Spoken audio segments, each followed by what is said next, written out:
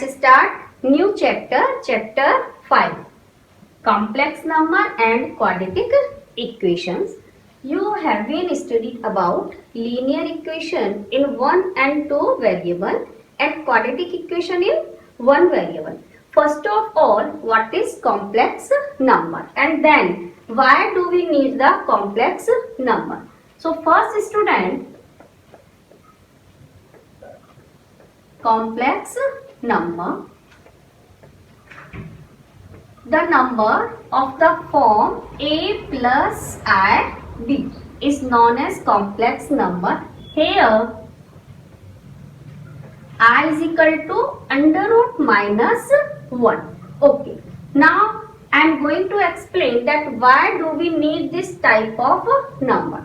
See, let x square plus 1 is equal to 0 is a equation, and we want to solve this equation. Here x square is equal to minus 1, but you all know that square of any real number is always non-negative or positive, but here it is minus 1, so it is not a real number. So we have to extend the real number system to a large number system. That's why we introduce the complex number. Okay, and here x is equal to plus minus under root minus 1, and this minus under root minus 1 is known as I. Okay, it is read as iota. Okay, so first you all clear that it is the complex number and it is the form of represent the complex number. And here in a plus ib, okay, real z is equal to a plus ib.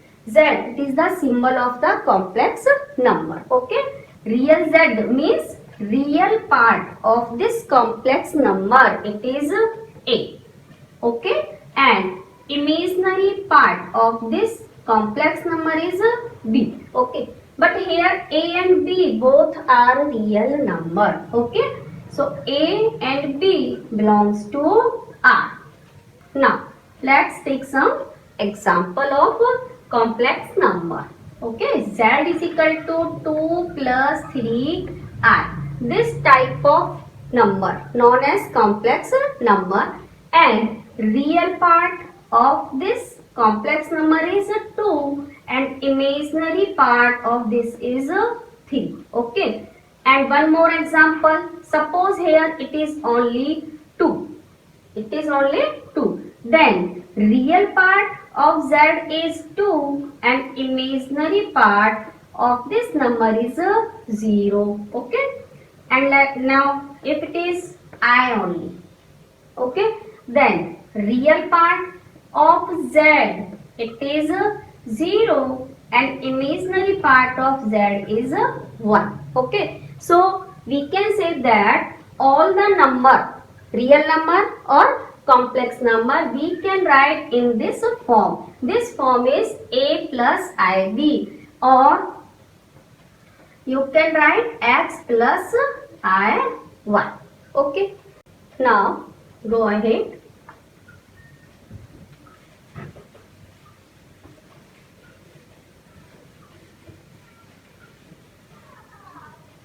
Students, root minus 1, it is I, and I square would be minus 1. Okay, you can write I square. I cube, it is minus I, and I4, it is 1. Okay, why? It is under root minus 1 power 4. So you will get 1 only. So try to learn this all concept and try to understand also. If it is I raised 28, then what's the value of this number? It is I. Convert into the multiple of 4. Okay, so 4 sevens are, answer is 1 only. If it is I raised to 33, okay, so it is I power, here it is 32 plus 1. Okay, it will be 33, and I raised to 32, it's 1, and now I raised to 1 is I only. Suppose it is I raised to 92. Okay, then you can break it in the multiple of 4. It is 4 2s are 8 and 4 3s are 4. Okay, 4 3s are 12. Okay, 4 2s are 8 plus 1 92. The answer is 1. Now if it is I raised 14, then it is I 12 plus 2, it will give I square, and I square means minus 1. Okay, we will solve this type of questions also in the exercise. Today I am only going to cover the concept of complex number. Now student, if two complex number are equal, okay, suppose there are two complex number Z1, it is A1 plus B1 I, Z2, it is A2 plus B2 I. You can write student A1 plus I B1 or A2 plus I B2 also. So if Z1 is equal to Z2, therefore A1 is equal to A2 and B1 is equal to B2. Okay, then only the two complex numbers are equal. And now algebra of the complex number. Let's start now algebra of complex number. Okay students, so suppose two complex number Z1 is equal to A plus IB and Z2 is equal to C plus ID be any two complex number. Then their sum means Z1 plus Z2. Okay, so add the real part A plus C and then plus I, B plus D. Real part of Z1 is A and real part of Z2 is C. Okay, so here add the real part, okay, and then add the imaginary part. One example is also given. Here it is 2 plus I3 plus minus 6 plus I5. Okay, so 2 plus minus 6 and then plus I 3 plus 5. Okay, so you will get minus 4 plus I8. And now there are some properties of complex number. So let's see. First property, it is the closure law. It means that if sum of two complex number is a complex number. Okay, now here see student, when we add two complex number, then answer is also a complex number and it is the closure property. Okay, commutative law, if two complex number Z1 and Z2, then Z1 plus Z2 is equal to Z2 plus Z1, same as real numbers. Okay, and next is associative law.